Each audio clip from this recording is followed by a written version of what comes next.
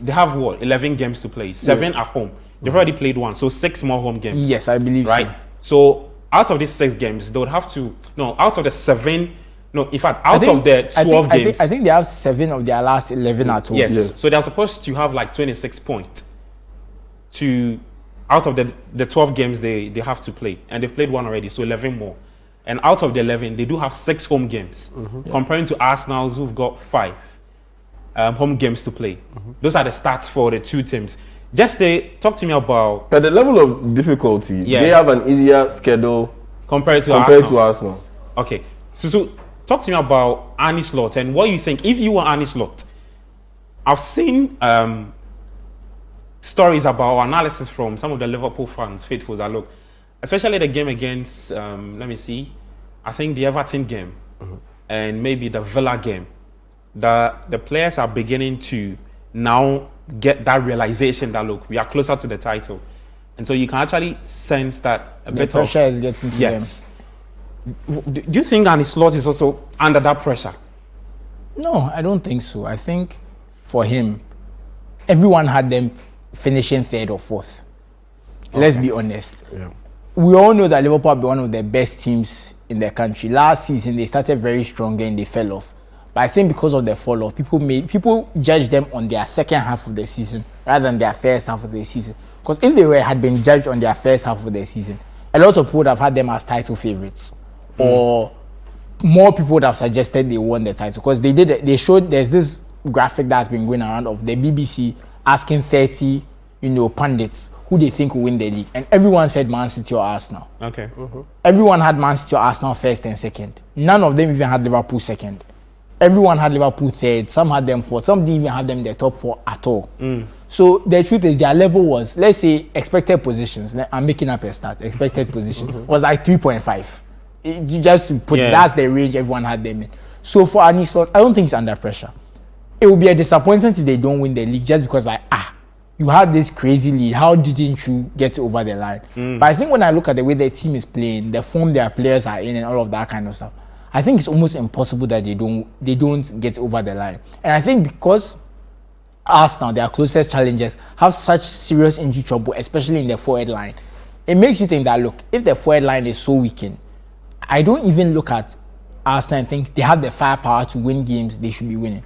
So the West Ham game, for me, when they lost, it wasn't like, oh, I'm so surprised. There was no firepower. I think I mentioned it that things have to go right for them and also go wrong for West Ham for them to get their points. Nottingham Forest, I didn't expect them to win that game. That one, I didn't see. If they won, I would have been so surprised. So looking at their level in their games, it's the Southamptons and the Ipswiches of the world that if they are playing, I'm like, okay, you can still win without your forward line. But everyone else in the Premier League is like, I just don't see them winning the game. So with that in mind, it just makes it even easier for Liverpool. And look, say what you want. I know people are saying, oh, Liverpool, everything has gone their way. But yes, sometimes everything has to go your way to win a trophy.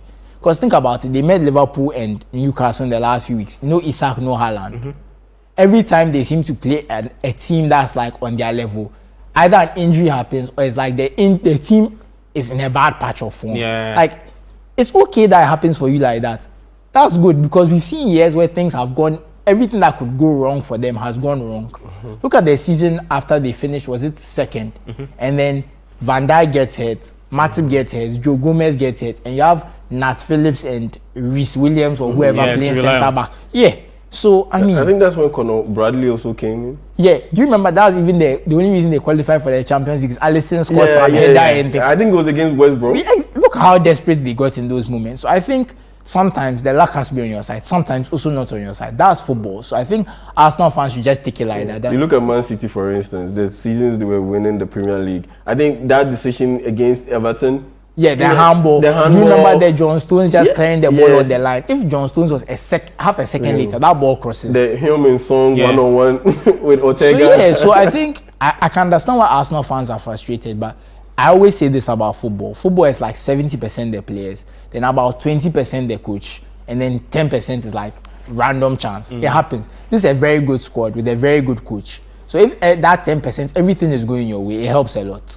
So I think it's just one of those things. But it's been a great season for Arne Slot.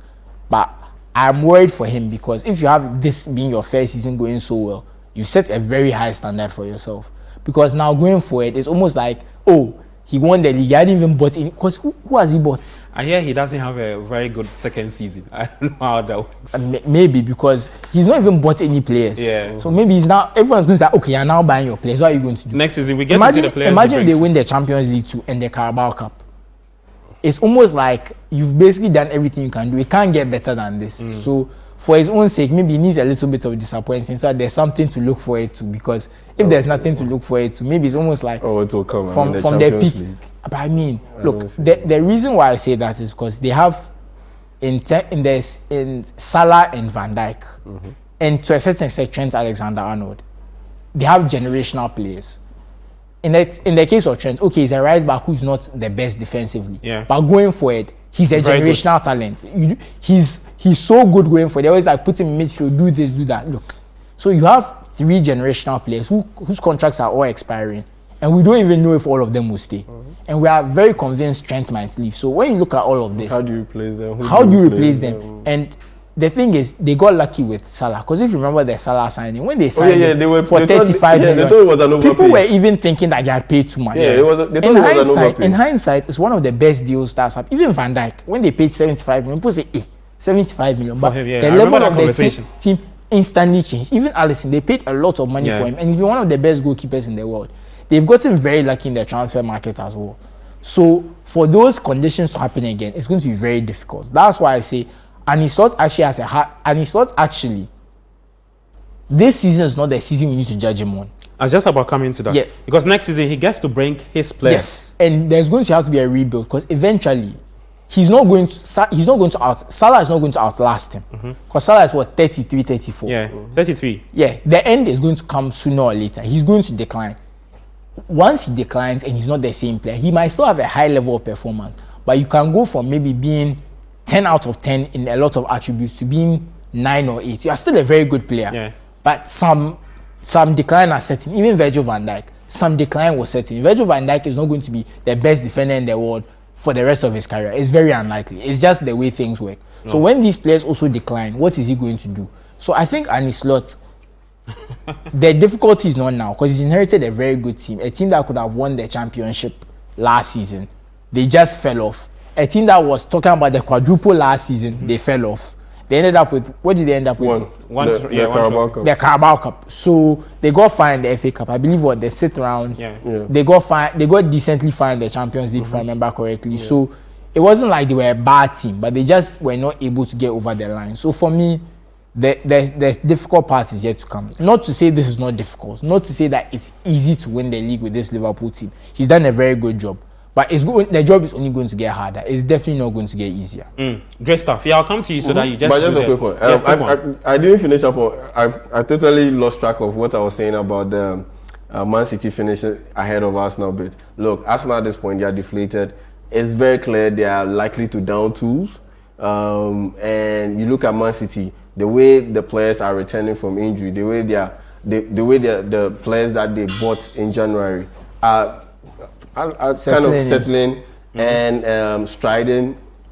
You look at Kuzanov, their last game against Tottenham Hotspur, he was one of the best players in the Premier League, and he has had his fair share of struggles ever since he moved from the French League to England. And so when I look at all these factors, Claudio Echeverri has also joined Manchester City after the end of his loan spell. I think at River Plate. River Plate. Was he even a loan, or he just they kept him and they kept him there? Yes, and so he's only now starting his City career. So he has also joined, and so when I look at all these factors, I see a strong charge to end the season for Man City, and it might just be enough to get them ahead of Arsenal in second place. I think Arsenal, once they know that they are not falling out of the top 4 and they'll qualify for Champions League, they will look forward to what happens next season. Yeah. And because pretty much this season is over and done with.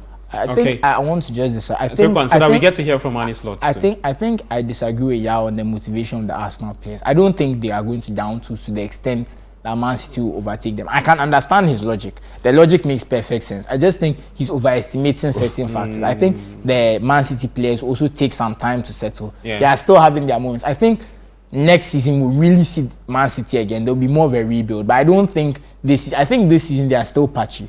I still watch them in some games sometimes, and I'm not really sure. Yeah, even about, I don't think they were too convincing the Spurs game. Exactly. Oh, so no, they weren't convincing. and that's exactly it. They are just not as convincing as they have been in the past, which is why I'm just not sure about the title charge. Not the title charge, the second place charge. Let's say that. So I understand his logic. It checks out. Well, when it comes to flowers, we'll just come and give him flowers. So that's what it is. That's what it is. The flowers they won't give him, but.